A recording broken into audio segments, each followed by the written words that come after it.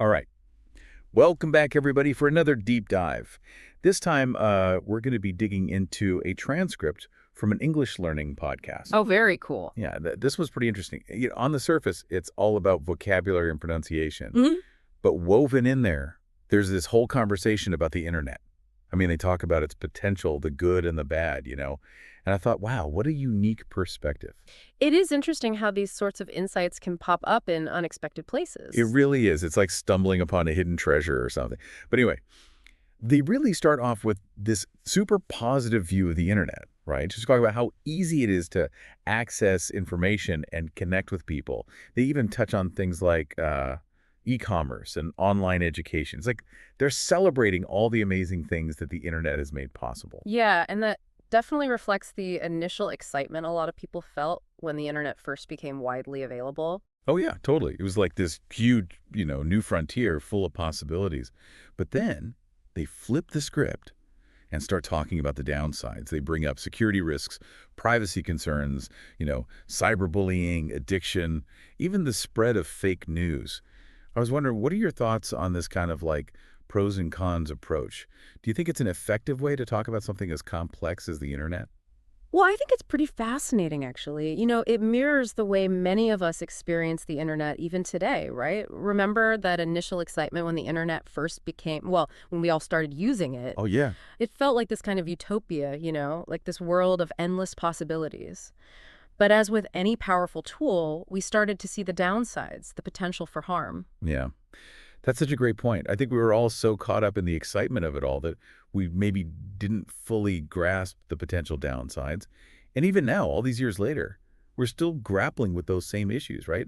Trying to find that balance between the incredible benefits and the very real risks. Exactly. It's that tension that I think the podcast really captures. It's not about rejecting the internet altogether, but about approaching it with a sense of awareness and responsibility. Right. And maybe a bit of caution, too. Yeah, I think that's fair to say. Do you remember any specific examples from the transcript Yeah. where that tension really came through? Yeah. That push and pull between the good and the bad. I think, oh, yeah, they talked about how convenient online shopping can be, Right. but also how easy it is to overspend, and how the internet can expand your social circle, but also lead to feelings of isolation. Oh, and what about the part about online gaming? Like how it can be a good way to relieve stress, but also how it can become like all-consuming. Yes. Those are all perfect examples. It's like every benefit has a corresponding drawback. I thought that was really clever the way they presented it. It is a clever way to structure a conversation about something so complex. It forces you to think critically, to really weigh the pros and the cons. Exactly. It's not about telling people what to think, but about encouraging them to think for themselves, to make their own informed choices about how they engage with the internet. Yeah, it's about empowering people to be responsible digital citizens. And that's something I think we can all get behind. Speaking of responsibility, it's interesting how that theme kind of carries over into their discussion about grammar, don't you think? Oh, absolutely. I mean, remember when one of the listeners asked about how important perfect grammar is for spoken English fluency? And the hosts kind of pushed back on that idea a little bit. They said good grammar is helpful, sure, Of course. Yeah. but it's not the be-all and end-all of effective communication. Right. And they acknowledge that sometimes incorrect grammar can lead to negative judgments, which can be so unfair. Like you were saying, it's about being responsible. Exactly. Just because someone makes a grammatical error doesn't mean they're not intelligent or capable. Right. And it was so refreshing to hear them encourage listeners to focus more on clear communication and being kind. Like, prioritize that over trying to be grammatically perfect all the time. I don't know about you, but I found that to be a really encouraging message. I agree. It's a great message, especially for language learners who might feel intimidated by all the rules and the pressure to get everything right.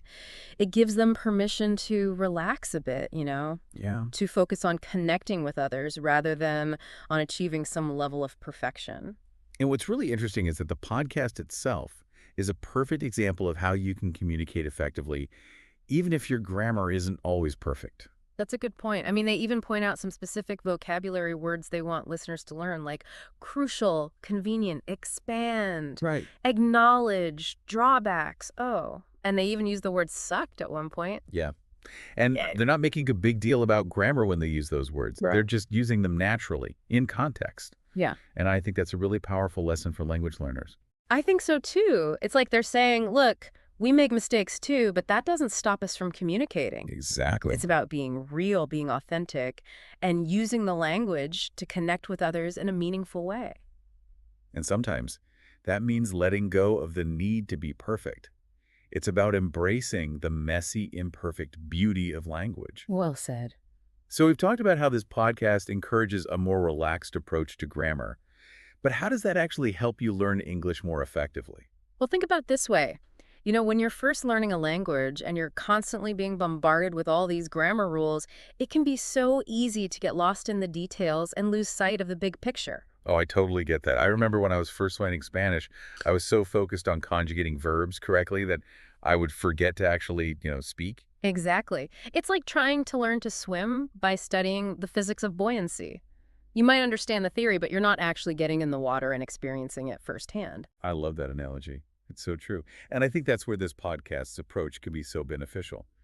By presenting language in a more natural conversational context, it allows you to kind of pick up on those rhythms and patterns of spoken English more organically without feeling like you need to be perfect all the time. Yeah, and it takes the pressure off, too. You don't have to be constantly worried about making mistakes. You can just relax and focus on absorbing the language. So it's more about exposure than memorization, like learning a song by listening to it over and over again rather than Yeah. trying to read the sheet music. Precisely. And just like with learning a song, the more you listen to authentic English being spoken, the more you'll start to internalize the grammar, the vocabulary, the pronunciation, all without even realizing it. It becomes a part of your subconscious understanding of the language. That's fascinating. So even though they're not explicitly teaching grammar rules, this podcast is still helping listeners develop their grammatical skills. Mm-hmm. It's like they're sneaking in those grammar lessons through the back door disguised as casual conversation. Exactly. And I think that's what makes this approach so appealing, especially for learners who might feel intimidated by traditional grammar instruction. It takes the pressure off of being perfect and allows you to just enjoy the experience of learning and using the language. It's interesting because the podcast hosts even touch on this idea of not letting perfection be the enemy of progress. When they talk about the importance of choosing the right words to convey your meaning, they emphasize that even if your grammar isn't perfect, you can still communicate effectively if you're using clear and appropriate vocabulary. Right. And remember those specific words they highlighted. Crucial, convenient, expand, acknowledge, drawbacks, even sucked.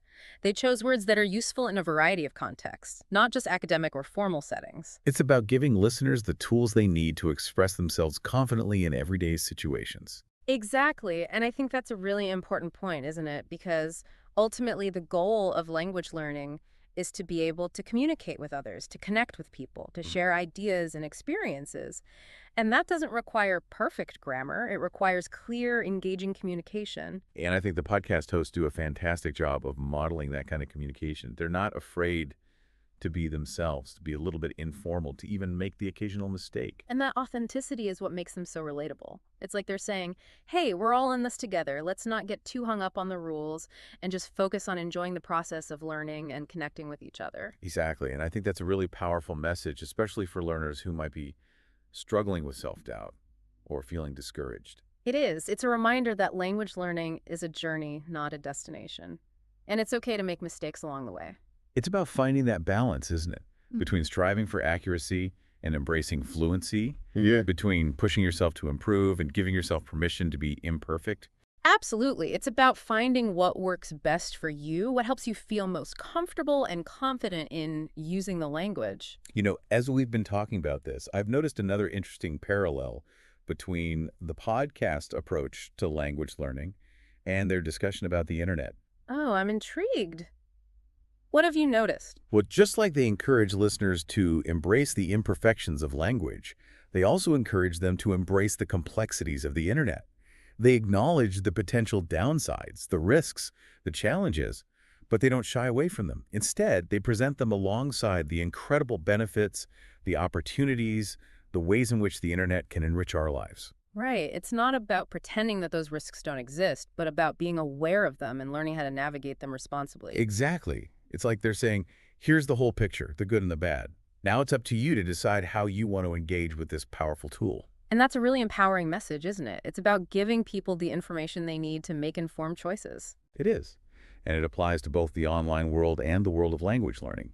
We have to be willing to acknowledge the challenges, but also to embrace the possibilities. Absolutely. It's about finding that sweet spot between caution and enthusiasm, Oh, between being aware of the risks and being open to the rewards. exactly. It's about approaching both language learning and the internet with a sense of curiosity, a desire to learn and grow, and a willingness to embrace the unknown. And I think that's where the real magic happens, when we allow ourselves to be open to new experiences, to new ways of thinking, to new ways of connecting with the world. That's when we truly start to flourish. So if we were to sum up the key takeaway from this deep dive so far, what would it be? What message do you think the podcast is trying to convey to its listeners, both about language learning and about navigating the digital world? I think it boils down to this. Embrace the journey with all its messiness and imperfections. Don't be afraid to make mistakes, to experiment, to step outside of your comfort zone. And above all, remember that both language and the internet are powerful tools for connection, for understanding, for building bridges between people and cultures. Beautifully said. I feel like we've really uncovered some profound insights today. But before we wrap up, there's one more aspect of the podcast I want to touch on. Remember how the hosts encouraged their listeners to learn those specific vocabulary words? I think there's more to unpack there. You're right. They specifically mention crucial, convenient, expanded, acknowledged drawbacks, even sucked. What's interesting is the range of words they chose. It's not just about learning fancy vocabulary or technical terms, is it? It's more about giving you a range of words so you can express yourself, clearly. And it's interesting that they include a word like sucked, too. I know, right? And I think that just reinforces their whole point about keeping things real. Like, it's okay to be informal sometimes, let your personality come through, even if you're speaking in another language. Yeah. It's like they're giving you permission to be yourself. Yeah. You don't have to be, super formal and proper all the time to get your point across. Right. And that can be so encouraging, especially if you're still learning. It helps you relax and not get so hung up on, well, being perfect. I think what's really fascinating about this whole deep dive is how they connect the internet and language learning. Both of them have like this huge potential for good, but also some, inherent downsides. It's a fascinating parallel, isn't it? This constant sort of dance between the positive and the negative. Both the internet and language can be used in such amazing ways, but there are also risks. Exactly. And it makes me wonder, how does that play out in your own life? Like, think about your own experiences with the internet and with, learning English or any other language. How have those experiences shaped your perspective? What challenges have you run into, and what insights have you gained along the way? That's something I'd encourage everyone listening to think about. It's about taking these big ideas and seeing how they connect to your own personal experiences. It's like we've given you the map, and now it's time for you to go explore and see what you discover. Exactly. And you never know what you might find out there. The possibilities are endless, really. That's what makes it so exciting. So to everyone listening, keep exploring, keep asking those questions, and keep connecting with others. And most importantly, have fun along the way. Until next time.